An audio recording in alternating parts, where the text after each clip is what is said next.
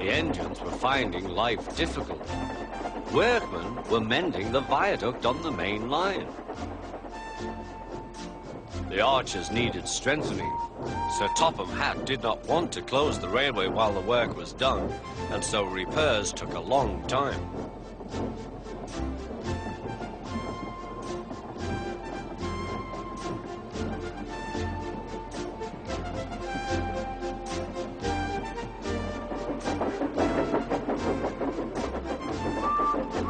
The engines had to take great care when crossing the viaduct, and the delay often made them late on their journey to the junction, where they knew Thomas would be ready to collect his passengers.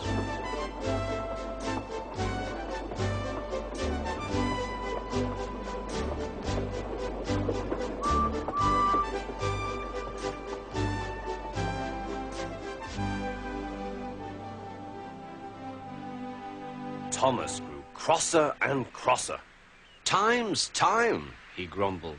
"Why should I keep my passengers waiting while Henry and James dawdle about all day on viaducts?" "Don't blame me," snorted Henry. "If we hurried across the viaduct, it might collapse, and then you'd have no passengers at all. What would you do then?" "Run my train on time, for one thing," retorted Thomas. He hurried away before Henry could answer. Bertie was impatient too. He was timed to arrive just after Thomas.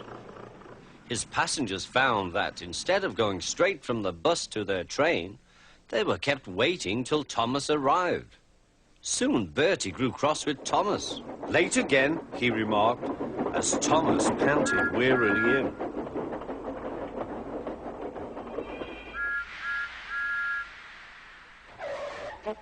"We may be friends, but I thought you could go fast, Thomas. It's time we had another race. I reckon I could beat you now."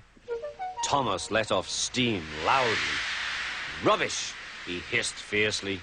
"It's those mainline engines. They dither about on the viaduct and then blame Sir Topham Hatt's workmen. It's just an excuse for laziness, if you ask me."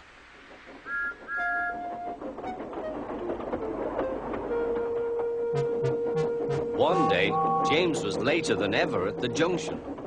"I'm sorry, Thomas," he puffed. "I was held up at the station, and the viaduct made it worse." "It's lucky for you I'm a guaranteed connection," grumbled Thomas. Before James could answer, he puffed importantly away. Come along," he panted to the coaches. Annie and Clarabel did their best, but Thomas soon found that he couldn't save much time. Suddenly, Thomas saw Bertie ahead. His radiator was steaming. "What's the matter?" asked Thomas. "You should be at the station by now. You're late." "I feel dreadful," moaned Bertie. "All upset inside, and driver says he can't make me better. Thank goodness you're late too. Can you take my passengers, please? They'll never get home otherwise." "Of course," agreed Thomas. He now felt sorry for Bertie and promised to get help at the next station. Thomas set off again. Already he felt much more cheerful, and Bertie's passengers, travelling in Annie and Clarabel, all reached home safely.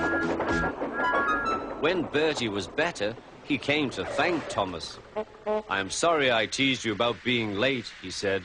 "That's all right," said Thomas. "I'm glad I could help. There are times when being late isn't such a bad thing after all." With a last cheerful greeting, the two friends went back to work.